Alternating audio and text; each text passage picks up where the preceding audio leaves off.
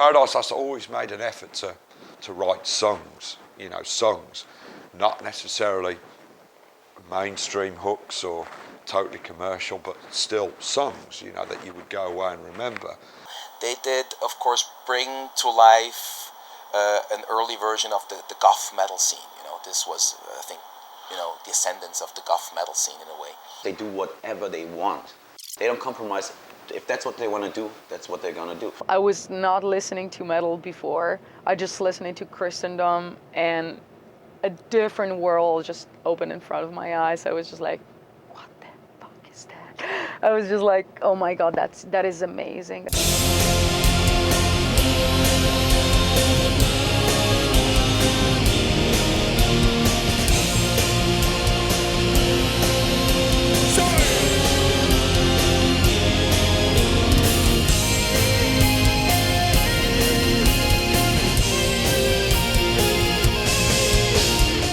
Most of the kids that were into the doom stuff, shall we say, were either, like I say, punk rockers or kids who were into the tape trading scene and had been into it for a while. I don't think they got into it overnight, all of a sudden decided we're going to do a band that has slow riffs. I think there was just a lot of, it was a build-up over a few years, like kids like had discovered Trouble and stuff like that. This was kind of like a worldwide movement that started, of course, nowadays known as the thrash metal movement. In the same 2 or 3 years, you had a whole bunch of bands getting started up. I was probably one of the earliest people to be in touch with those guys. I mean, I knew those guys since Paradise Lost had first started, you know, the very first early days, you know. And they were NAPALM fans as well, you know. I think myself and Greg were particularly influenced by a lot of the same material from European bands back in the sort of late 80s, early 90s, which, you know, lots of people were. Coroner, Celtic Frost, pre-Celtic Frost Hellhammer. Judas Priest, Motorhead and Iron Maiden. Melvins, Jim Jones and the Kool-Aid Kids and Swans. Into Obituary and Death. That sort of stuff was all kind of thrown into the mix, and when you get a combination of Candlemas and Bathory, you end up with My Dying Bride and Paradise Lost.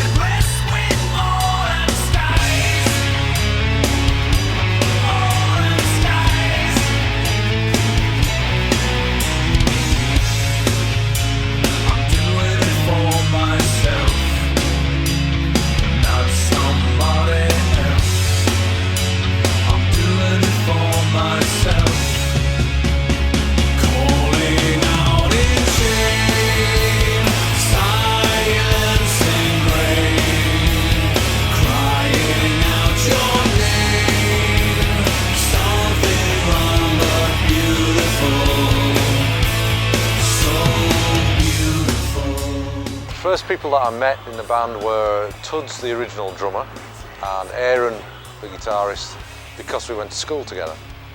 So we met at the age of 11. We both had a mutual interest in metal music, which at the time was Deep Purple, Led Zeppelin, Black Sabbath. Greg was a punk at the time. Greg loved anything by the Sex Pistols, anything by a band called English Dogs, but myself, Aaron and Greg always used to hang out just because we were rebels without a clue, basically. There was a gig going to happen by a band called the English Dogs, an old punk band. I think we were only 16 at the time, and I rang Tuds out of the blue and just said, weren't you into metal or punk or something? And he said, yeah. I said, right, do you want to come to this gig then? So me and Tuds hung out for a while, and then we went to this like local bar-ish type thing, and Nick was there, and I think I had a Celtic Frost top on or something like that, and he had a similar thing, and he said, do you like them? And I said, yeah. And so we started hanging out. If I'm not wrong, Paradise Lost formed. Greg, the guitar player, had a KREATOR back patch. Nick saw him in a bar, and then that's what they told me. And I hope they weren't lying to me. We got hold of Nick, He was a very loudmouth, obnoxious, blonde-haired, very good-looking guy. And we were just fans of the kind of death metal genre of music and the more extreme sort of like end of thrash metal, and so we were just a bunch of kids that like that music. I'd already bought a guitar and played guitar for about a year, a little bit, but not very good.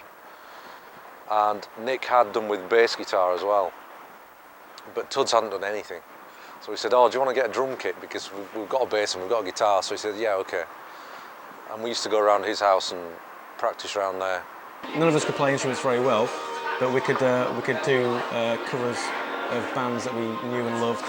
We rented a rehearsal room. We used to pay a fortune for this rehearsal room, where we didn't really have any gear, but we just used to go down there on Saturdays and sort of bash out a load of noise, basically. We used to rent a PA off this place that was extortionate. It was like a full day, Saturday, like drinking, you know, the whole thing.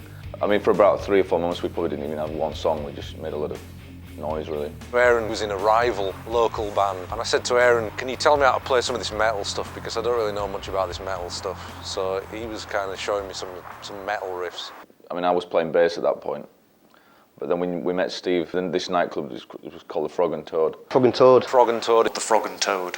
It's not there anymore, obviously. But just over there by the where the sign is and the bushes are, in a club called the Frog and Toad. As you can see, it's not there anymore, so it's just a road, yep, that's it, there's nothing there. Like a fever, fever, inside of me. Like a fever, fever, inside of me. Stand fast, a faithful one. See the moon and not the sun, but all I is a simple reminder. Nick decided he didn't want to play bass anymore. He just wanted to be the diva, which he still is. Word on the street was this guy called Steve could play bass, but no one really knew, but we kind of decided amongst ourselves that if everyone thinks he can, then yeah, he must be able to. They just said, do you want to come down and for a rehearsal? And I was like, yeah, sure. Didn't think anything about it. I was a printer at the time, so I decided to print the demo covers and make them for our first demo before we'd even got a bass player. And I put Steve's name on it before I'd even met him. 2 weeks later, they said, you've got to come down because your name's on the demo tape. And I was like, oh, so, okay, I better go down there. So I went down and started rehearsing. We were all wrong. He couldn't play bass at all. He was dreadful. But he fit into the band much better than anyone else, and we all got along really well as friends. Steve joined the band, and then our first show was actually at the Frog and Toad, where we got paid in, I think we got a case of beer. And I think the second time we played there, we actually paid to play, which is fucking bizarre. Well, this is from the very first concert we ever played in June 1988. You can see the professional graphic design, obviously, there. And going back to play 30 minutes and we learned 15 minutes of music, so we tried to play a cover version, give up halfway through because we didn't know it. Played one song twice and Nick slagged off the audience for the other 5. And kind of from that day on for maybe a year, every Saturday we'd meet up, practice a little bit, write some stuff that was really crude, record it on tape, and then go and get drunk and listen to it and think it was the best thing that had ever been written. So yeah, I mean, the first time we played, we actually played the same songs like twice because we didn't have enough material. It was very crude beginning, like very humble, you know. We began a band totally for the right reasons. It wasn't to kind of get girls or to get anything. We just did it because we kind of love this type of music, you know. We're having a drink with Nick. He was on about his like family history and business and stuff, and his like uncle or his dad were like involved in the scrap metal business. I remember saying something. It's like nice to see you keep the family business going. I remember that was the first gig where we actually made our first real money. We got paid £1.25 each. So that was our first real profit, and that's where we got our first taste of fame, I suppose. And then we did a gig in January. We were supposed to support Coroner, They were supposed to be playing January the 29th, 1989, something like that. And they couldn't turn up. And we were supposed to be the support, so we ended up headlining. That was our first headline show, and we'd sort of done our first demo, like the Internal Torment demo around that time. People start to like this demo. A few people said, oh, that's different, because Nick was doing this really, really deep growling stuff that was just stupid. It was like so deep, and musically I'd kind of decided to take it in a doom metal, detuned mess with a bit of punk thrown in and a bit of thrash metal thrown in and a bit of gothic music thrown in. And it was a bit of a mess really, but it had a bit of sincerity to it maybe because it was so green. And we were starting to write for the Frozen Illusion demo, the second demo. But we went to a proper studio this time and recorded it. And it turned out really good, and I still like it to this day. I think it's really, really honest. A local record company called Peaceville got in touch with us because they heard it.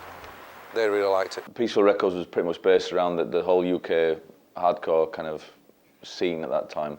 The guy Hammy, who owned Peaceville Records, I mean, great guy, really great guy. I have a lot of respect for the guy, but he thought he was a producer at the time.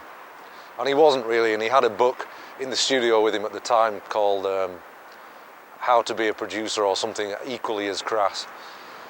And we were like, yeah, all right. He was in a band called Civilized Society, and they were like very much a kind of classics like UK punk, kind of hardcore kind of band. And Hammy said, you know, I'm quite interested in you. Would you like to do a record? We hadn't even thought about doing a record, but Hammy said, you know, I'll draw up a contract. We thought, oh God, he's really professional. He did want to get into the kind of more metal thing, and he saw us live, and he pretty much said, I'll sign you straight away after one gig. And he drew up a contract, which basically consisted of one side of A4 newspaper, the top quarter, which was taking up a picture of Winston Churchill. There's about 3 paragraphs, basically said, yes, we promised to do 2 records. And that was it. We signed it, and we were super excited. Let the sin go.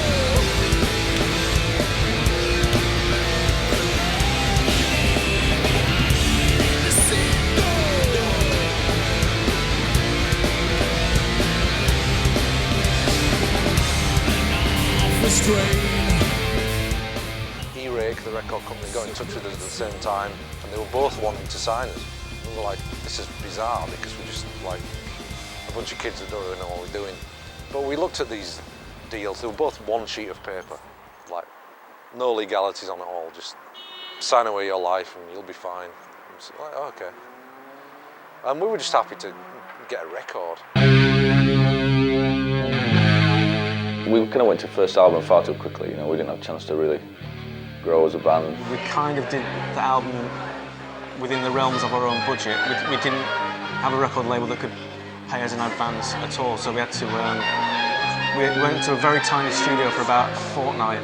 It was basically just jammed out songs, some of them worked, some of them didn't. If they worked, you know, we'd record them, we'd take them a step further, I'd say over the course of 2 weeks, it was a very intense, but a very surreal and exciting time. We were still learning. Mind you, so was Hammy. I remember at the time, he was producing the record, and he was upstairs actually reading a book on how to be a producer, so it didn't bode that well for the sound, but he had this fantastic idea of recording our all the rhythm guitars clean, and he said just for definition, and he was going to put the distortion on in the mix, which he did. It wasn't the best idea. It was a bit of a mistake. It was, you know, I mean, the first albums are first albums. You're finding your footing, you don't really know what you're doing, you mess around, and that's exactly what we did. And it shows, it's a shambolic album. You know, I can remember stuff like how to make the coffee machine work and things, but more than I can actually remember the actual recording. But I remember that time, I mean, Hammy would come down with a bottle of Jack Daniels and, you know, everyone would just slowly get kind of drunk, really. And it was more of a bringing a party to the studio as opposed to just thinking about what you're doing, why you're there and how much it's costing you per hour, you know. So it was more a case of us being on cloud 9 or in another world, because we couldn't believe that 2 months ago we'd been playing gigs up and down the country, and then, you know, 2 months from this point we were then going to release an album to people who may or may not like us, so it was quite surreal in a way. You can tell it's the same band now that existed then. You can still tell. The same playing style, some degree the same songwriting style, and maybe the same amount of passion that went into it then goes into it now.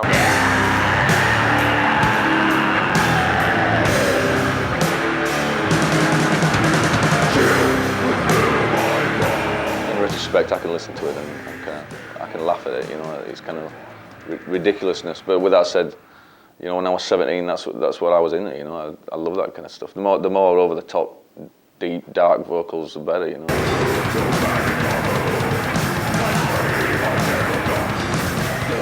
Like my wife would just be in hysterics. She just said, I can't believe you did that. I was like, whatever, you know. I just heard the first stuff, and I thought it just blew me away, you know. I mean, I was into really fast music, and I still am, you know. Paradise Lost came out, it's really slow, really heavy, really doomy. I just thought it was great, you know. I mean, the guitar sound was ridiculously heavy, you know. Nick's voice was amazing, you know.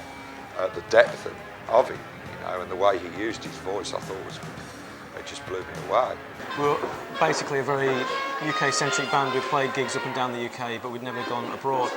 And after we'd gone abroad and played some European dates off the back of the first album, it became apparent that people really did love our music. We realised that the next album, Gothik, would have to take a lot more seriously than the first album.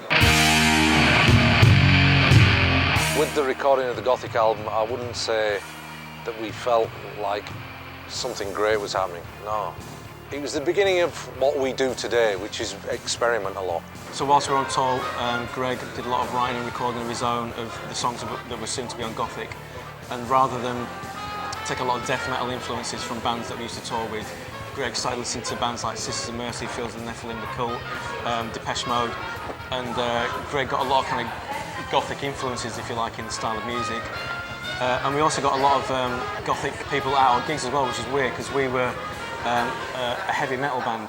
We made a conscious decision to say we like this kind of music, like Gothic music, like early Gothic music, early Reptile House Sisters and various obscure types of Gothic music, but we also like obscure metal bands as well and various other metal types of things, and we wanted to put both influences on. We had a bigger budget, we had more money to spend. It was a case of go in, you know, take as long as you want, as soon as you're happy, then, you know, you can release the album. But we had a good time recording Gothic, just because we kind of knew the expectations of a lot of people that we've met on tour that were waiting for another album, but we didn't want it to be another heavy metal album, another death metal album. We wanted it to be something a little bit different, so that's what Greg was aiming for. Overkill, it seems. Overkill. Eating up all extremes. Loyalty through emotion. Cruelty kills devotion. Accept our pain. We've all tried. Accept the pain. It's all life is upside. Purified.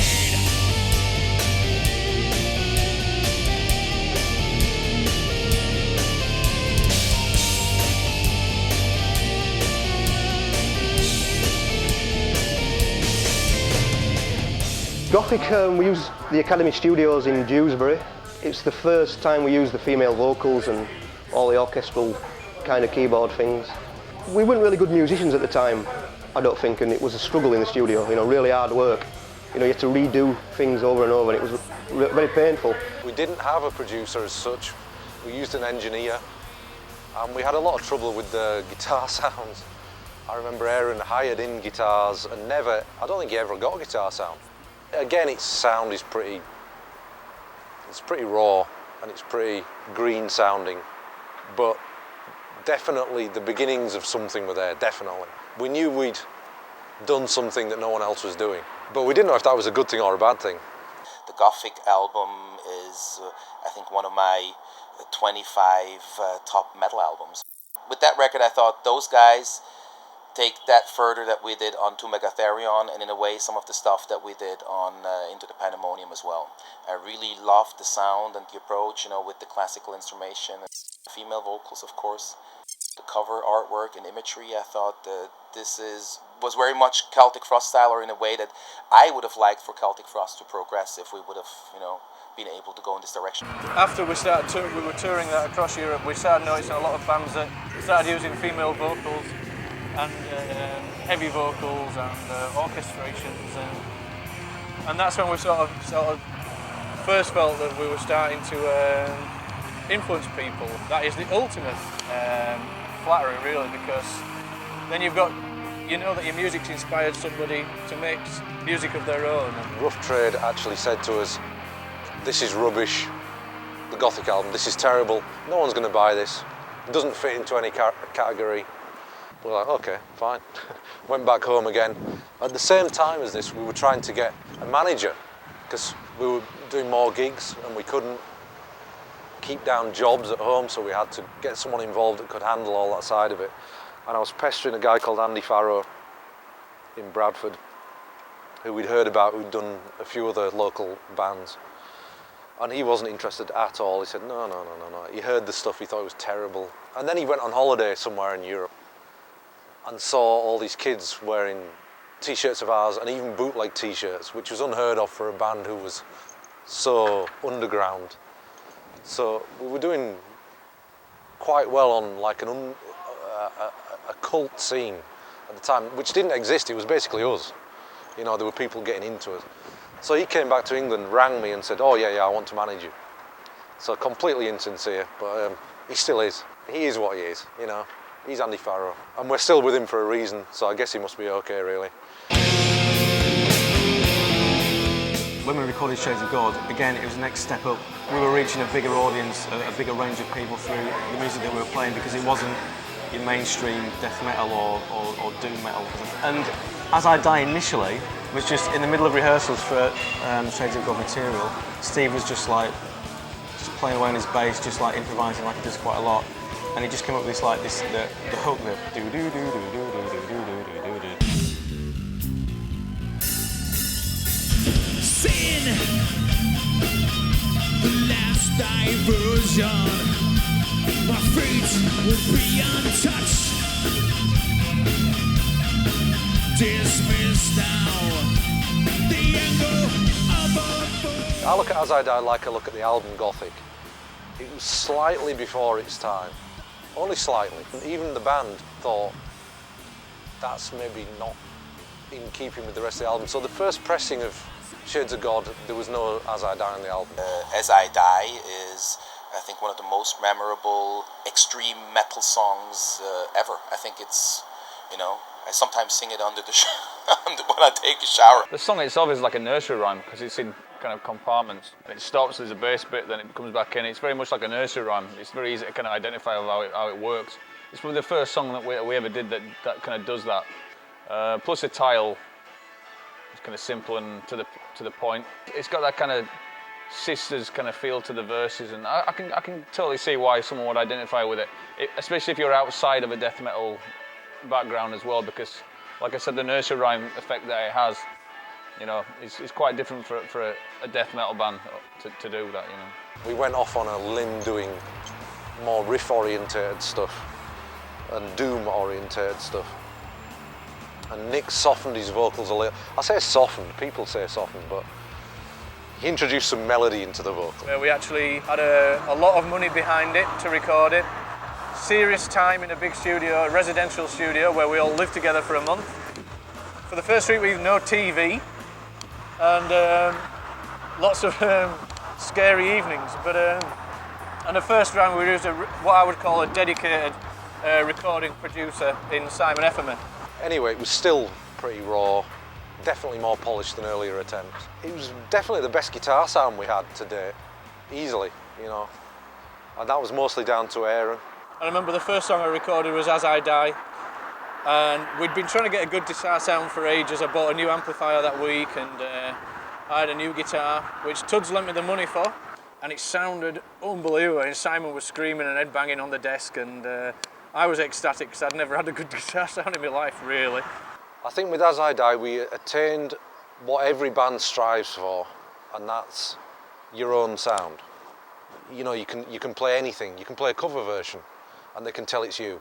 I think that's where that took us. So the album Icon really is the archetypal Paradise Lost album. That is the benchmark for everything that we did after that, and it's the album that you judge the albums before on. That's a secret that I've made. The week before we recorded Icon, two things happened. One, Greg got a little bit tipsy one evening and punched a bus stop or something like that. So he actually hurt the bones in his hand, on the back of his hand, I remember that night. And in the same week, Tuds, our drummer at the time, had a little bit of just like a playful argument with his girlfriend in the pub, and she threw a pool ball at him and it cracked his ribs. So I remember that Tuds did all his drums for the Icon album, especially like Widow, strapped up with cracked ribs, due to being hit with a pool ball by his then wife. But once we got into the studio for Icon in the delightful town of Farnham in Surrey, there was a great pub there called the William Cobb. I remember frequenting that quite often. But we did the recording quite quickly. As always, it started off with Matt Tuds Archer doing the drums with us playing along, and then Steve obviously did his bass, I did my rhythms, Greg did his leads with his hand just about fixed, and then obviously Nick did his vocals heavily on red wine, actually, from what I remember, because he'd been told that red wine was very good for the vocals around that time, so it was a fantastic excuse to drink red wine. For the majority of recording sessions, I remember them by sort of like incidents outside the recording. For example, I can't really remember any of the recording, but I can remember things that happened around the recording. Like I knocked a beehive on the floor and all the bees chased me down the road, going and getting pissed in the local town, and I can remember the various items, but actual recording, I can't remember any of it. And it wasn't because we were drinking, I just cannot remember. It's certain flashes, like dreams, you know. You spend more time outside of the recording arena than you do actually doing it, so you identify with those times more than, you know, because I could spend maybe 3 hours a day singing, and the rest of it I'm just pissing about and play fighting or whatever. Did somebody else go to a sex shop for that? The thing is, it has no holes in it. I mean, what the fuck are you supposed to do with that? I've always thought Nick has always remained that crazy bloody lunatic that he always was, and that he was when I first met him, and he's still the same now, a bit more cynical perhaps, but I've got a lot of time for Nick. Not suitable for children. Why not? There's no holes in it.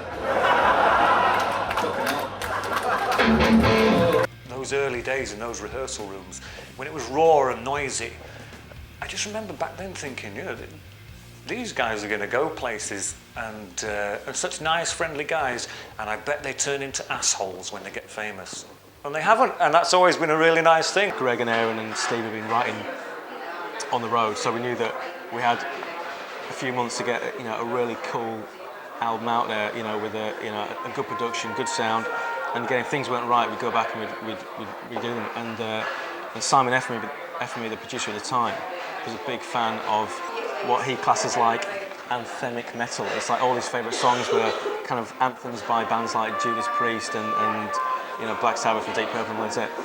And he wanted a kind of like anthemic kind of feel. And Simon just kind of got the best out of everybody with that album.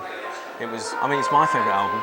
It was the first kind of like mature sounding album that we'd done as a group. This is Ember's Fire!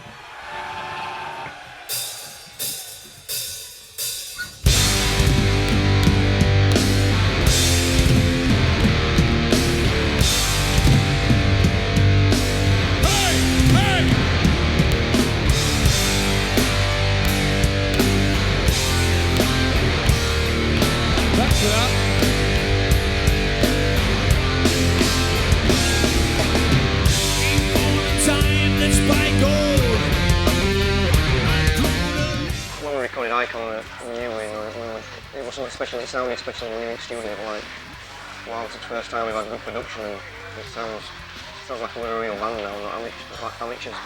But we did the US tour, we came out of the studio, recorded Icon, and straight on to the US tour with Morbid Angel and KREATOR, which was kind of hard work, really. When we did this tour together, we had a lot in common. When we started out, there's definitely different bands that influenced us, but After the first couple of records, we got into some of the goth music, we got into Fields of the Nephilim, Dead Can Dance, and all these bands, you know, and Paradise Lost, I think, have the same kind of influences. But they put it a lot more into their music than Creator did. That was a fabulous, real character building thing we did. I mean, at the time it was horrendous, but I mean, no one died, so you know, it was nice, but incredibly character building. I mean, I'm really glad we did that now. I mean, I absolutely hated it. The worst things about that tour for us, we were all kind of like vegetarians and we weren't eating right, and I think that the eating situation was kind of like losing so much weight and we were getting ill, and that was the kind of thing that ruined it, really. I think if we'd been tucking into steaks every night, it would have been fine. But it was like the mind started going, and we're kind of very much a food-fueled band. If we don't get fed, we're fucking useless, you know. With food and sleep, and we can function perfectly well, but we're all like little, you know, we're all like, ugh. We're not too happy bunnies if we don't have food, so. We were given like $5 a day to buy our own food with. Nick was so annoyed one night, I think it was Seattle actually, I think it was in Seattle, and he literally came off stage, he kicked a table the minute he came off stage, and he hit a curtain, which he didn't realise behind was a window, a giant glass window, and he got charged $230 for that, which meant he didn't have any money for food for 3 weeks. So we were like giving him the ends of our food and sort of helping out with bits of money we had. It was really hard work. I mean, by the end of that tour, we were quite demoralised in a little bit of a way, but... Morbid Angel were a right-wing, almost ultra-right-wing death metal band. Ultra-fast, speed death metal band. Great musically, but questionable politics and various other things. Creator, slightly left-wing thrash metal band from Germany. And us, who never fit in anywhere, any time, anyway, thrust into the middle of all this. Both Creator and Morbid Angel hated each other.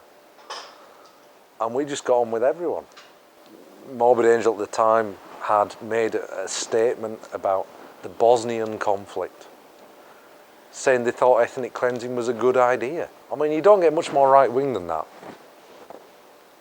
And Dave Vincent, the singer, came up to Nick and said, I think I've made a bit of a mistake. I said I think it's a good idea in the press. What do you think I should do? And he said, well, there's not a lot you can do really. You know, you've kind of messed it up. And he's like, oh, I thought I might have done. You know, and it's like we became these agony uncles for these these people that didn't really know what they wanted to do. Paradise Lost and us, we were used to, you know, every time we go on tour with some bands, we make friends, make new friends, and that was not possible on that tour because of that. It was because of that one event where we didn't agree on political things, and I still don't agree with that. And if I have a band on tour nowadays, you know, if I would have, like, on this tour, if there would be one band that would try to convince me about his political views on racism and you know, the Third Reich and shit like that, I would kick him off. We're all missing home. A couple of lads had kids, you know, young kids, and it was a long time for us to be away. We were sharing a bus with Creator, who were lovely guys, but when you're living in everyone's pockets so closely, and because we were the first band on that tour, we found a lot of the time that we were literally going on, then the doors were opening, and quite demoralising, really. And you have people shouting faster all the time because they were on, you know, loads of Morbid Angel fans. But I remember one night we played in Texas, and Phil Anselmo was the only person on the dance floor, him and his mate, for As I Die. And he went, oh, I love As I Die, I love As I Die, and he was going absolutely bananas on his own. I think it was like an 8-week tour. It was something bizarre. It was like a long tour. Most of it was spent in car parks around America and motels and playing strange little clubs. I can't remember most of it because I was on this sedative thing and I was drinking a lot on it, so most of it's a bit of a blur to me. I mean, Aaron is my memory. I go to Aaron, our other guitarist, and I just say, what happened this time, what happened that time, and he tells me, so. Out of the 8.5 weeks, probably had like 12 shows which were awesome. New York, always good. The LA show was good. We played at the Gothic Theatre in Denver, which was awesome, and San Francisco was good. And then there were some really poop places like Seattle, where you played on what was basically a derelict trees triangle of a stage. And God, we saw some sights on that tour. We played a place in Detroit called Blondie's.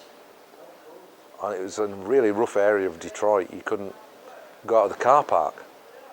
The bus driver said, don't go out of the car park, you'll get shot. Holes in the roof, it was pouring down, water coming through the venue. One guy in the audience, one guy. And he was like this the whole way through our set.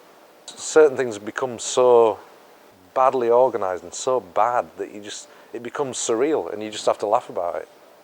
You just think, oh, well, this is just ludicrous. Whoever thought about putting this together? It's tours like that, and specifically that tour, that I think give us our grounding. And then straight after that, within about a week, on September the 5th, I think it was, we did the Stuttgart Longhorn MTV show, which became the Harmony Breaks video. And to this day, it's probably one of the most elating moments of my life. Remember at that time, 1,500 was unheard of for us. And it was over full, and we heard there was like 300 people outside just listening.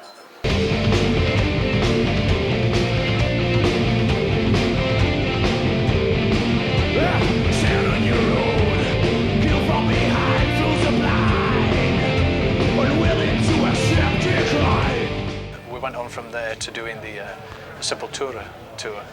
We were seeming to have a bit of a rise of popularity because the Icon was starting to take off our career for us, and then obviously they were on their KSAD tour, which was almost like their Metallica Black Album kind of vibe. And it just seemed to be, it was like known as the coolest tour that winter. At the end of Icon, we toured and toured and toured and toured and toured so much that it got to that point where there wasn't necessarily friction in the band, but we couldn't kind of like, it's like I couldn't look certain band members in the eye. But it wasn't in a bad way, it was just a case of you've seen too much of that same person every single day for like 5 years of your life. And inevitably, like, you know, egos will clash or people will clash. And it got to the point where we knew that after Icon, we'd have a lot of time out to, not to tour, just to relax, chill out, you know, get a head sorted and think about the kind of next development in the stages of Paradise Lost. When you're a band, you need, especially a rock band, you need a solid backbone. You need a good rhythm section.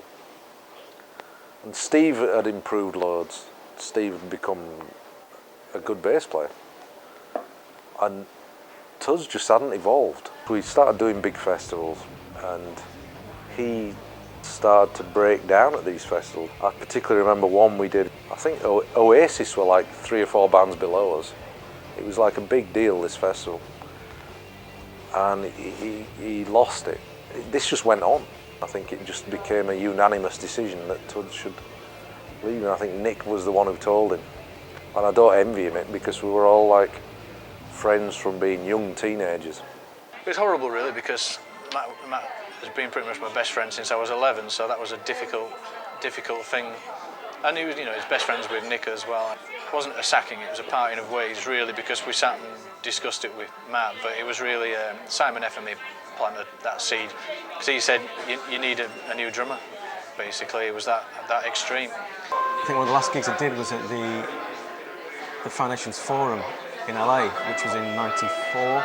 Being from the north, it's very much kind of, you got the mentality of what you see is what you get.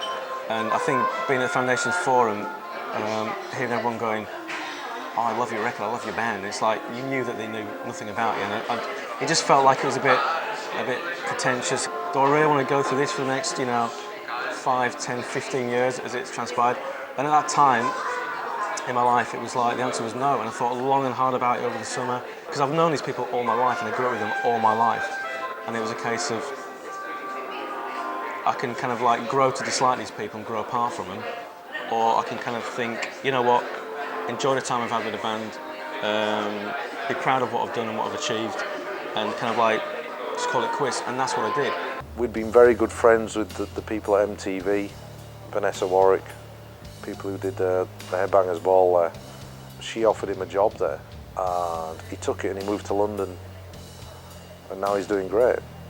And we're still very, very good friends. So sometimes things do work out for the best in certain ways. I mean, he's one of the most successful producers at UK MTV. He was never really into drumming equipment, and he was a good drummer, was Matt. He was a good drummer, was Matt, but he didn't want to take it to the next stage. And we got a drummer in Lee Morris, which all of a sudden it sort of took us to another level. You know, Lee helped us as musicians become tighter and take it to that stage. So we got Lee and Jeff, who is our current drummer. They were the final two in the audition. No, Jeff auditioned the first time round, but he didn't get it because he had a pink drum kit, which is quite a ridiculous thing. But I mean, he was a damn good drummer, actually, a really good drummer. He still is, obviously, but no, it was yeah, it was the kind of drum kit that swung it. Jeff was the better drummer. He'd just come back from living in LA, so he was full of all these LA isms. We said, "You've come down to audition for Gothic Metal's Paradise Lost with a pink kit," and he said, "It's not pink, man, it's cherry rose." And then he did the audition, and we're like, "This guy's amazing." His drumming was fantastic. We were blown away. We'd kind of already made up our minds because of the cherry rose thing. But then we said, "So where do you live?" And he said, "Manchester." And I said, "What's that, about an hour and a half away?" He said, "No, man, it's like 45 minutes the way I drive." And we were, okay, right. We were all sat afterwards going, "Oh, why can't he just be a little bit more down to earth and would be okay?" And then, but then Lee auditioned. He had the patter down. He knew what to talk about. Lee turned out to be more of a glam rocker than Jeff ever was, which, you know, it's kind of funny, but there you go. But Lee dressed up for the part. When he came to the audition, he put on a Napalm Death t-shirt and looked like he was kind of more into the hard end. We were a bit, is he genuinely into this stuff, or is he a glamour pretending to be into this stuff? But he said, "Barney says hi, singer from Napalm." It's like, okay. Turns out Barney'd never heard of him. But he sold himself well. You see, he knew what he was doing. We said, "What kind of stuff are you into?" He mentioned all these bands. He'd done his homework. He did the audition. He was good. He was tight. Not quite as exciting as Jeff. Definitely, technically very good. To actually go into that situation and be accepted is a big thing. It's like being a new pupil at school. I actually played with them in about 94 to 95 when they were auditioning for drummers before Draconian. And I believe it came down to me or Lee, and they chose the wrong man. I can actually remember recording that one far more vividly than the former. Because I remember doing the vocals actually in the control room with Simon F. and he stood sort of in front of me. I mean, the studio was even nicer than the one before it, you know. It was a really beautiful studio, and I got very vivid recollections of recording and the whole thing around that time. Yeah, Documentarist times, it's like we were kind of, we had a big fan base and a lot of money behind us. We moved into a better studio, better musicians. I think the Draconian Times, it has one of the best artwork ever. It fits perfectly with the music. It's so well done. The pictures are amazing. The colors are really representing the band.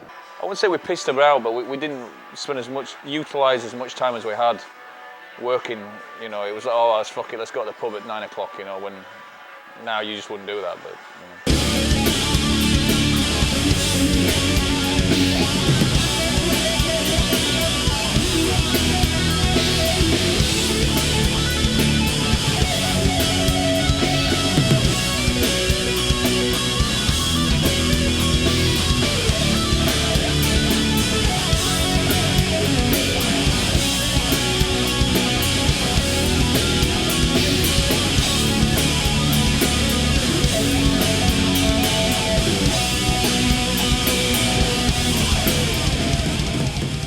Draconian Times is an extension of Icon. It was like straight through. Then we toured Draconian Times, which took God knows how long. We toured for a long time off that. It was all great. It's phenomenal. I mean, I think Nick only had to fart and he was in Kerrang. It was like, it seems like every issue we had like 4 features and competitions and letters and all across Europe. I mean, we were being hailed as the new Metallica, which was more bad than it was good, because then people thought, oh well, take them serious because Metallica were the biggest metal band going at the time. Well, the only metal band really, because metal wasn't cool really outside the metal scene. It's one of those times, it almost flew past so fast because we were just constantly busy, constantly doing interviews, constantly doing photo sessions, doing videos, writing, going off touring. When you're doing a press trip, it's intense. It's hundreds and hundreds of questions asked to you.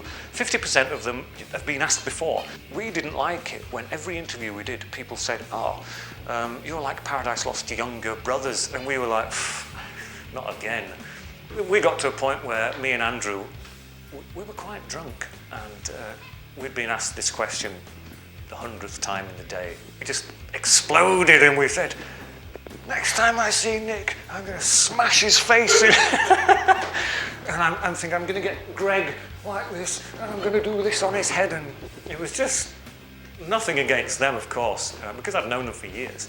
There is a notorious interview out there somewhere on tape of myself and Andrew just ranting, fucking Paradise Lost. They're fucking shit. Of course, it was like, oh, My Dying Bride, well, they're just fucking idiots. And so there was a bit of conflict, well, unnecessarily, several years ago, but that is water under the bridge. Since then, I mean, we've had quite a few nights out with Paradise Lost. But such a magical time. I mean, we got to tour Australia for the only time we've actually done. We haven't been back since, but fingers crossed we will go back. There seems to be interest. And South America with the Monsters of Rock, like Ozzy Osbourne, Alice Cooper, two of my lifelong favourites. Faith No More, who then were probably my favourite band, to be honest. I quite like bands that do something a little different, add something to the music scene rather than emulate it. Faith No More were definitely one of those bands. And Therapy, who were also ended up being very good friends after that tour, because we had such a giggle around South America with them. We've been to more countries since the Draconian Times tour, I think, with other albums, but I mean that was unbelievable around that time. It really was. A few weeks after I discovered the album, they were coming to Milano, where we live, to play a show. And I went with the guys and I was really excited, but my English was really, really poor. I saw the show, I loved it, it was the best show ever. And at the end of the show, I was really emotional because I wanted to meet the guys. And we stayed in the club. I can't remember who exactly in the band was just like hanging around the bar. And I wanted to express all my excitement about the show, and all I could say was just like, the show was really nice. And then they look at me and was just like, thank you. Like I said something, it was a kind of okay, but I loved it. So it was just like, oh my God. Nick is a really cynical guy. I mean, but he always makes me laugh. I mean, we bumped into each other a couple of times in Europe on various press trips.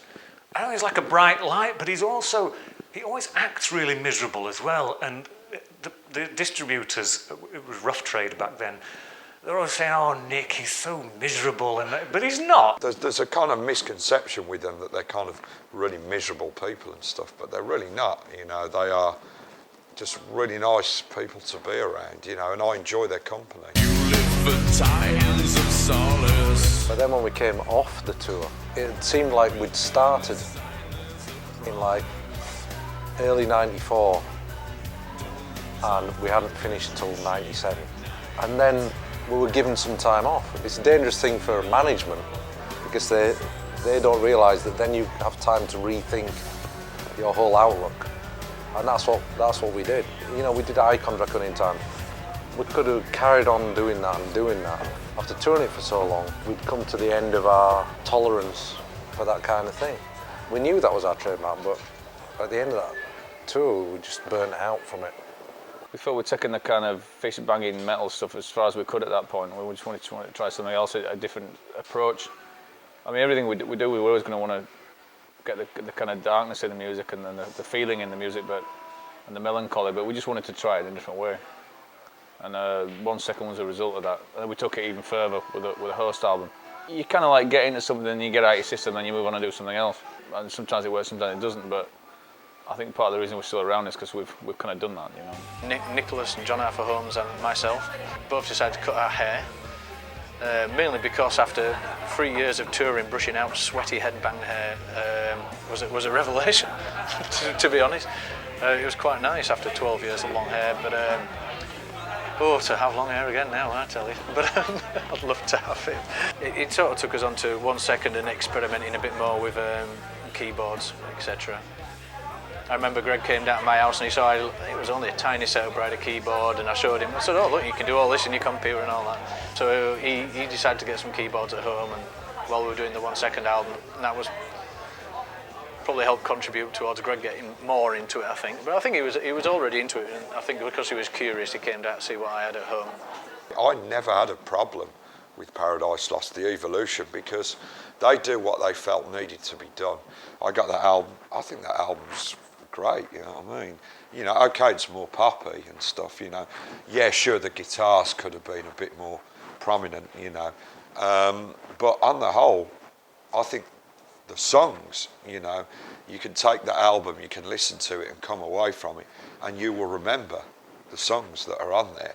But the 1 second, some of the songs on that album changed big style while we were in the studio. But I really enjoyed recording with Sank from Sweden. He was very funny. There was points where we were doing like, I can't remember which song it was now. It might have been at the end of This Cold Life and stuff. It was like he was hitting my fretboard and pulling my strings, and we were just trying to make as much noise as possible. I mean, the reason we got Sank is because he had more of a background of working with keyboards and electronics, which is where we were moving into, but we didn't know enough about it ourselves. We'd literally just done it. I mean, the song 1 second, I mean, if you two had written that, it'd have been huge. You know, that's Sage's words. Some phenomenal songs.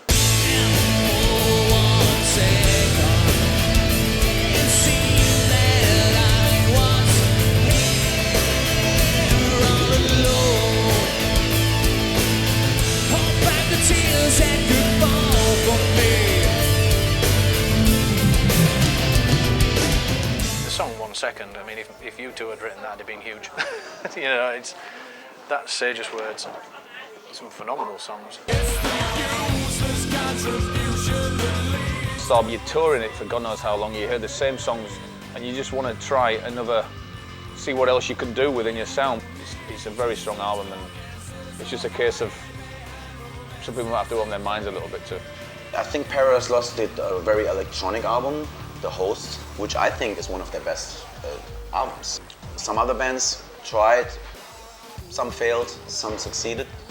We did Endorama, which was a very controversial album amongst our fans, because there were some fans that really liked the album, and some fans said, "Oh, this is not Creator anymore." I think the 90s were very important. We can look back on what we've done musically and have a new source of inspiration, knowing that we're able to go into extremes when it comes to writing melodic stuff, writing dark stuff, you know, going into the more depressing, kind of gloomy aura of music. With the Host album, it was the first time I got time to experiment with effects. And for me, it was interesting. I probably ended up recording most of the guitars on that album, and a lot of the guitars on there sound like keyboards. So, because I was like, every time Greg wrote a keyboard part, I was like, I can do that on a guitar. So I tried to do it, and if I did, Greg went, cool. So, I mean, he was pretty cool about it. He wasn't just like, no, it's going to be keyboards or anything. He was like, fine. So, as a guitar player, that was a really interesting experimental time for me, because I'd never done anything like that. It's still a depressing album. It's still, you know, everything's in a minor chord, but maybe I think the electronics are a bit too over the top. Maybe the guitar should have been higher up in the mix. Challenge is probably a good word for it, actually, and I enjoyed it for that, but in hindsight, I wish we'd put a bit more guitars on it, because once we got the songs live, they had a bit more of an edge, a bit more of a bite to them, and for me, they sounded a lot better.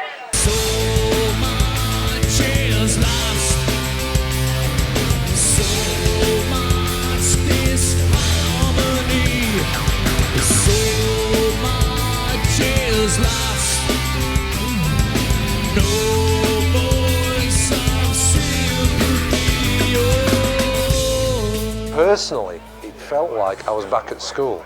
People were saying, you can't like that, you're not allowed to like that. You're in this scene, you're not in that scene. I just thought it was very, very narrow-minded. It opens your eyes as well. It makes you realise that the world's not as forgiving as it would have you believe. what Paradise Lost did when they started to move, I think, slightly more away from the, I don't know, guitar-orientated rock into the more sort of an electro, almost Depeche Mode feel. I think that was an immensely brave thing to do. I never really kind of criticised them for changing their style or doing what I thought they believed in, because they have the right to do that, you know. And people who become really obsessed with a certain group and expect, you know, have this idea in their head how they want that band to be all the time, become very disappointed when that band actually does make a bold move and try something different. But I think if you really understand what the band's about, then you'll probably perhaps have a bit more understanding, even if you don't like the way they've changed their style. Yeah. Ooh. I think a combination of that and their haircuts just was kind of too much. I honestly think if we'd kept their hair, it wouldn't have had such an impact. I think it would have confused people, but there would have been more of an identifying point. Because, I mean, metal music in general is not just the audio, it's the visual, it's the whole thing. You've got to have both for the other one to work. But when you kind of like throw out the balance too much, it's like, oh, what's going on? You know, where are they going, these guys? And it's like, whoa. And especially, I think, with younger people. I mean, I would have been the same. If I'd have been 16, I'd have been like, whoa. We kind of tipped the scales too much in one direction, too early, too much. I mean, the hair was just a kind of coincidence at the time, and we still laugh about the fact that it's so relevant. Some of them will see the haircutting ritual as turning your back on your roots and ignoring all the people who bought all your previous records and have put you where you are in the world today. Changing your music is one thing, changing your overall appearance is another thing. Celtic Frost did it with Cold Lake and it killed them off instantly. It's a really difficult thing to do, but I think Paradise Lost looked really good in those pictures. They suited that sounding album.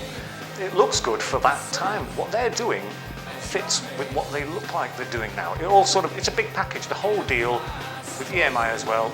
It looked like this is it, the launch to stardom was imminent. Whether or not they think it's a flop, I don't know. I think it's a good album. I think that the change between 1 Second and us was too drastic. I totally understand the fans, because they signed with a major label after the 1 Second album. It was the first album on EMI, and they changed completely the sound. Those two things for true fans sounds like a sellout. Not to me. I respect artistically the fact that they wanted to change their music. That's totally understandable. Even if between Draconian and 1 Second was also kind of a drastic change, that time around was much more, and it was too much for the people. I understand why. I mean, I think they kicked themselves in the balls. You get bombarded from the commercial angle. Did you do this because you wanted to sell more records, or did you do this because you wanted to sell less records? You wouldn't get those questions in any other field. It's just bizarre, you know. They probably took like one step too much, you know. I mean, fans, when it comes down to metal, I think that fans probably are a bit narrow-minded. But I mean, imagine if AC/DC all of a sudden did something that's completely different from anything else they did before. I don't think that people will appreciate that. People buy their albums because they like that kind of style, you know.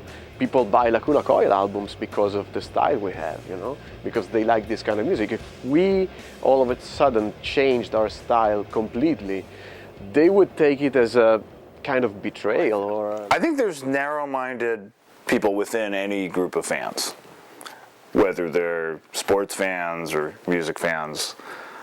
And it's not everybody, but the narrow-minded ones tend to be very vocal. I experienced it for getting hate mail to take a few years off and go play jazz.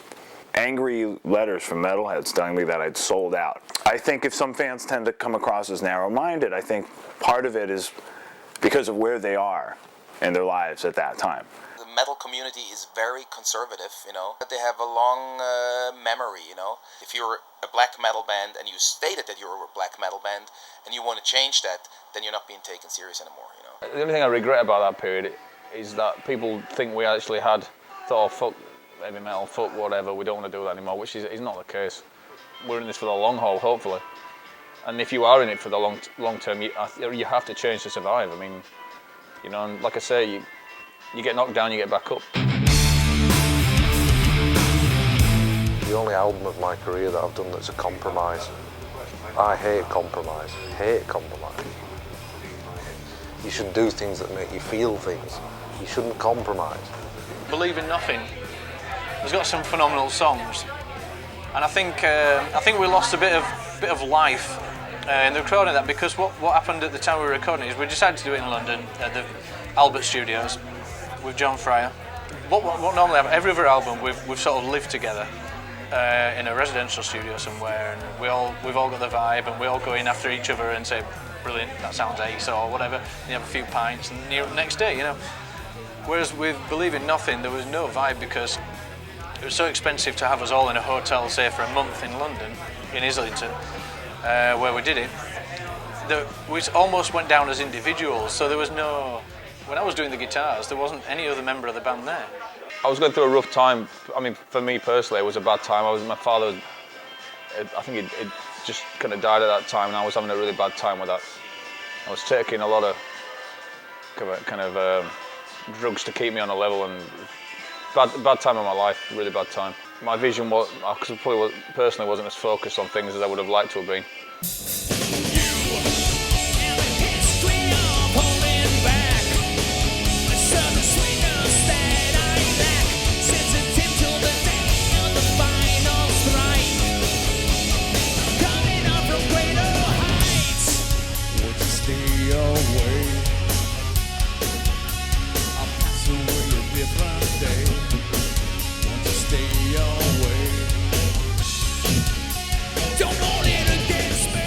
There are 2 or 3 songs on that album. 2 or 3 songs. Most notably, the song that I would go for is "World Pretending," that in any other circumstance would have been a great Paradise Lost song. But because everything was compromised, not only the playing styles, not only the way the album was approached, not only the producer, the production, the mixing, it was remixed twice, the album before it went out. Oh yeah, it got me remixed, and it kind of was even worse for some reason, but I think there's some pretty good tunes on there, but some of the tunes now, they would not even get anywhere near the quality control. They just wouldn't get through now. It's only after Burner of Horse, really, and everything's not going so well, really, with the band. Plus the production values on the album it's not too great. Even though he's done some good albums as John Fryer. I think the production kind of spoils that record more than anything. It's very kind of flat, and I remember listening back to it and I thought, well, it's okay, but it's not blowing me away like it should be doing. We're a band of friends, and I think when you haven't got the band of friends there supporting you, and you go to bed every evening and you're sort of on your own, you go to the hotel bar, you're on your own, there's no togetherness, and I think that's what the album lacks. It doesn't lack good songs, it lacks friend band vibe. Maybe we were just confused, really, where we wanted to go. Believe in Nothing doesn't really exist to me. None of us were 100% happy with the way Believe in Nothing turned out. It wasn't all we hoped it was going to be once we heard the final product. But when we went on the tour, everything sounded infinitely better live, and obviously you've got the band working together. We're a group of people that work well together. And live, everything sounded so much better, you know. What we decided to do with Symbol of Life was, well, what we need to do is make sure that Symbol of Life sounds at least as good as the live versions of Believe in Nothing. We need the energy back. Bad time in my life, really bad time. Although I was far more focused. But yeah, I was having a lot of personal problems around that time. So the actual recording process, can't remember a lot about it. Antidepressants, they kind of block out areas of your life. And then when you come out the other side, you can't remember those periods. But that's why I just don't ever want to take them again, because you kind of think, oh, well, hang on a minute, I missed that. And it could have been, something that you wouldn't remember, It didn't affect the music, at all. I don't think it didn't, luckily. But yeah, we went to like Chapel Studios, which it's a nice place. It's kind of quiet in the middle of nowhere, and we spent 6 or 7 weeks. Similar Life, he's a bit of an icon in a way, because it's feeling around in the dark, and it's finding things and being excited by them, trying things and being allowed to do them. After doing Believe in Nothing, it was a breath of fresh air. This is a race.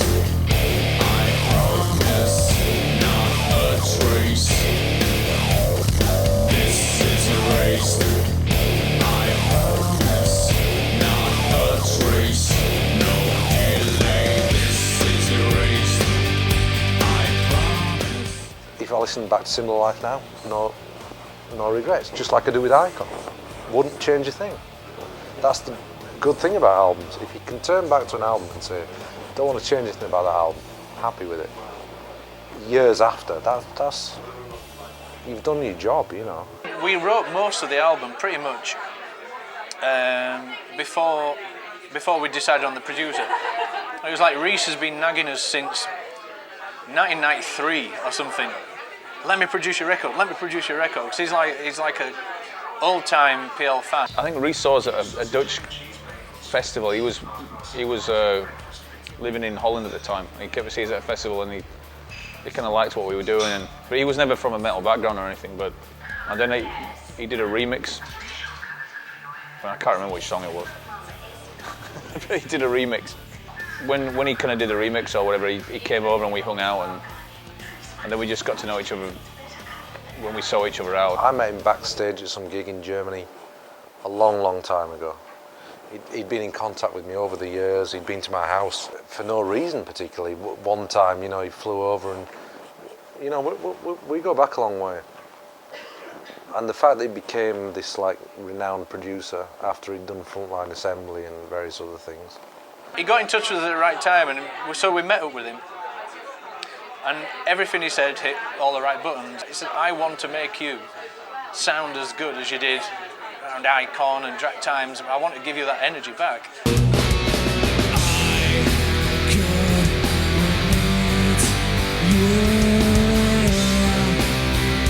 We just don't care on this New Year's Day with no celebration from me. It's like an old new lease of life with Reese. He knows how the band should sound. It's definitely an upturn in the band. When he actually made a critique of a song, he was caring. It wasn't just a production fee and a producer's job. He was a fan that wanted to make a difference. He's a massive music fan. He's very dedicated to his art, and you know, he doesn't do anything by halves. He's very passionate about music. So for me personally, I thought it was, you know, really someone that we needed. I'd become all disillusioned again after Believing Nothing. A little bit disillusioned, wanting to do lots of bizarre things. Like the track Symbol of Life. It's a mishmash of lots of interests. And some of the album is like that. Very diverse, very mishmashy tracks that needed gelling. And he did help gel them. He did help to gel them together. He knew what we were. He knew exactly what we were supposed to be. He helped us realise it. He helped us make it into a Paradise Lost record.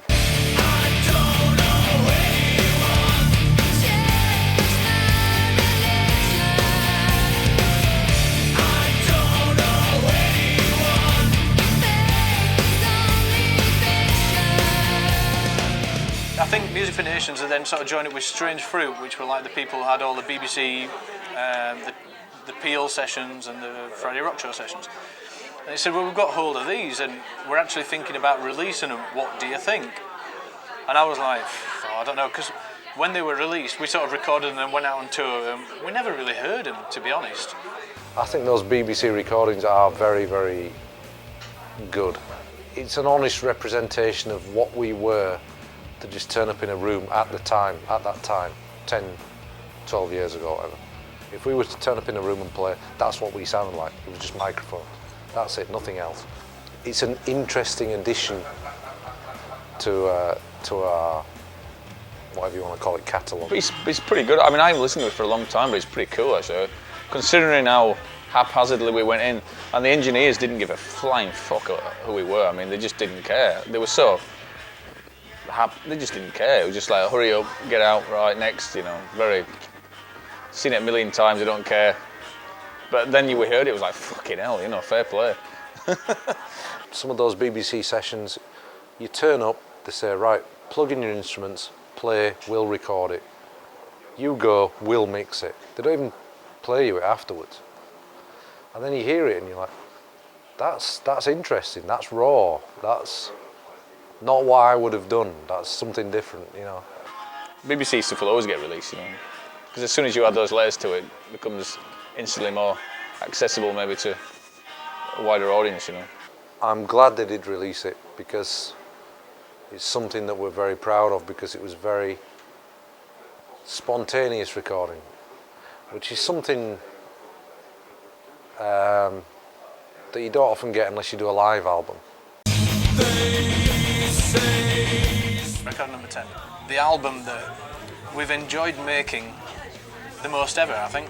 All of us have got to a point in our lives as human beings, lives as musicians, where we've started to really appreciate how fortunate we are to have a career after all this time, 10 albums, and I think it showed in the style of music almost to a degree, because it was the couple of reasons why we called it Paradise Lost was it seemed like the most definitive Paradise Lost record we've done so far. It's the 10th album and it sounds like everything we've done, everything, just gone whoosh, like that.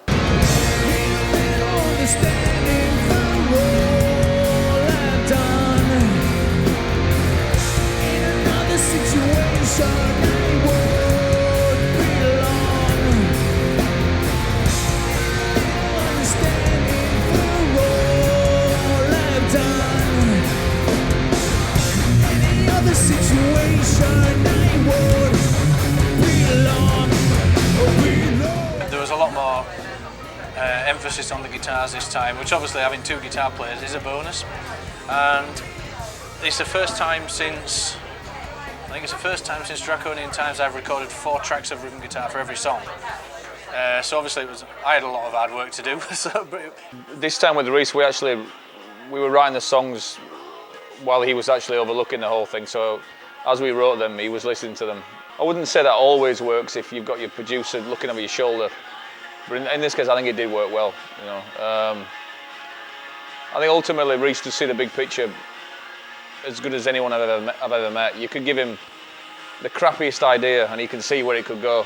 The decision to go back to something that's closer to what they started with, it's actually very courageous. The way they do it, it's always special, you know.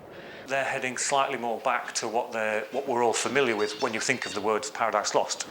They're heading back towards what that feel is. We couldn't agree on a title really, and it was a 10th album, so it was just switch the letters around really, which isn't particularly ingenious or clever. But having a song title's easy to find, but when you got to sum up an entire year's work or something with one word or a couple of words, I just find it too restricting. For me, I'd rather just call it album 1, 2, 3, 4, 5, 6, and then you can just look at the track titles if you want to pick it apart. They're good songwriters, and good songwriters will always make albums that you can come away from and listen to, as is the case with the new album. It's not just, yes, it's gone back to having more guitars, but it's not just recycling, you know, the same stuff, you know. It actually has a good impact.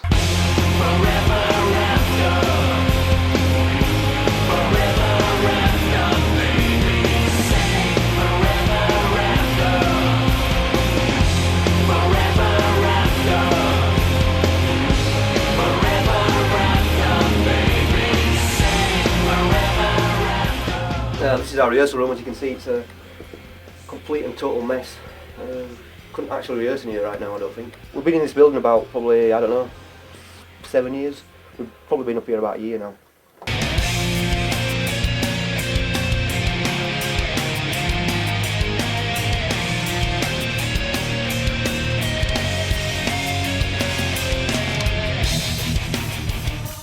We don't want anyone to predict what we do next. At the same time, we're trying to do something that we're very, very into at that moment in time. The 3 or 4 tracks that we've worked on so far, it takes us somewhere else. It's not Symbol of Life and Paradise, it's something else. Some of the new stuff we've done kind of reminds me of a lot of that stuff, but it's a lot more polished and in a more modern context. You know. one record label might want you to get straight in the studio, another record label might want you to carry on touring for a bit and develop newer songs, give you a bit more time. So we're fortunate enough to have a number of labels chasing us and actually offering money, which is for a lot of bands is very difficult these days. So it's nice to be wanted, which is good, and sort of just follow up from that. There's been talk of a live album, and I think it would be a good idea actually, because if nothing else, to try and convert some of the people that didn't like Host.